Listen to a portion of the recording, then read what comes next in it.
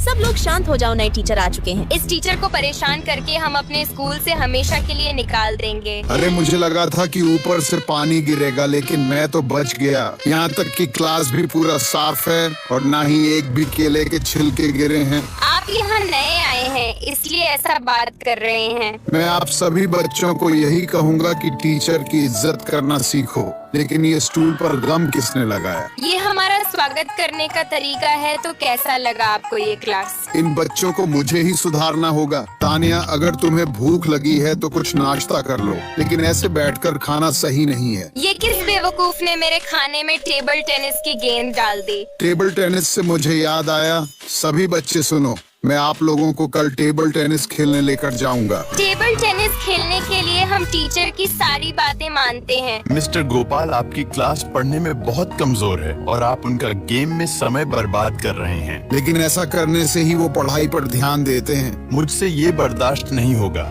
इसलिए आप यहाँ से इस्तीफा दे दीजिए। कितने अच्छे टीचर थे ये, और हमारी वजह से इन्हें जाना पड़ रहा है। बच्चों, आज मेरा आखिरी क्लास है, तो मैं जाने से पहले आपको यही कहूँगा कि आप अपने भविष्य पर ध्यान दें। टीचर के समझाने के बाद हमें एहसास हो जाता है कि हम कितना गलत कर रहे थे।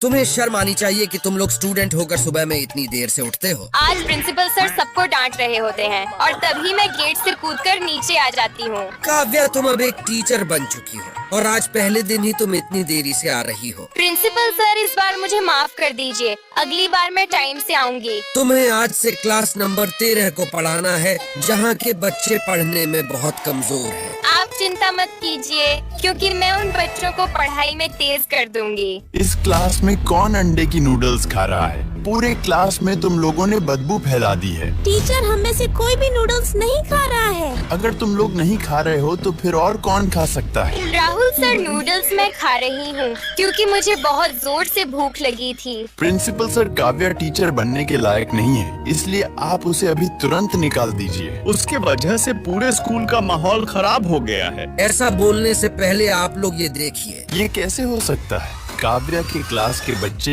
इतने नंबर कैसे ला सकते हैं? आप लोग जो देखते हैं वो उसकी नादानी है, लेकिन ऐसा बिल्कुल भी नहीं है कि वो बच्चों पर ध्यान नहीं देती। वो रात भर जागकर बच्चों के लिए नोट्स बनाती है और उन्हें डिसिप्लिन में रहना सिखाती है। अगर किसी को टिश्यू पेपर चाहिए तो वो हमारी ट्रॉली से सस्ते में लेकर जाए। ये सारे लोग इसलिए नहीं आ रहे हैं क्योंकि वो अपनी गर्लफ्रेंड के साथ व्यस्त है। ऐसा है तो क्या मेरे भाई को प्यार पढ़ना सिखा दोगी? क्योंकि वो घर पर बैठकर सिर्फ मेरे पैसे चोरी करते रहता है। वो तुम्हारा भाई है तो तुम उसे सिखाओ, मुझे उससे क्या मतलब है। तुम दोनों यहाँ क्या कर रहे हो? जानिए, अब तुम जाओ और मुझे क्लास में मिलना। ध्यान रहे कि तुम्हें मेरे भाई को सिर्फ प्यार में पढ़ना सिखाना है। अरे तुम पहले जाओ। मेरी बहन क्यों चली गई? उसने मुझे कहा है कि तुम्हें लड़कियों से प्यार करना सिखाना है, क्योंकि मैं उसकी एक अच्छी दोस्त हूँ। ये सिखाने के लिए आपको कितनी बार प्यार हुआ होगा? सच में ये बिल्कुल बच्चा है। लड़कियों को आकर्षित करने का पहला कदम ये है कि तुम्हें स्टाइलिश बनकर रहना पड़ेगा। वो कैसे बनते हैं? तुम मेरे पीछे पीछे आओ। लड़कियों को आकर्षित करने के लिए यश को मैं सारी तरकीबें बताती हूँ, जिससे वो उनके प्यार में पड़ जाए। मैं अब इस बंदर को कुछ भी नहीं सिखाऊंगी, क्योंकि मुझे इससे प्यार होने लगा है। क्या कहा तुमने? मैंने कुछ नहीं कहा। मैं जरूर तुम्हारे सिखाए हुए तरकीबों से एक लड़की को अपनी ओर आकर्षित करके रहूंगा। यश, क्या तुम ठीक हो? मुझे तुम्हारी बहन ने बताया कि तुम बीमार हो। मैंने तुम्हें इतना कुछ सिखा दिया, लेकिन अभी भी तुमसे एक लड़की भी आकर्षित नहीं हुई। मैं जिस लड़की को आकर्षित करना चाहता था वो तो मेरे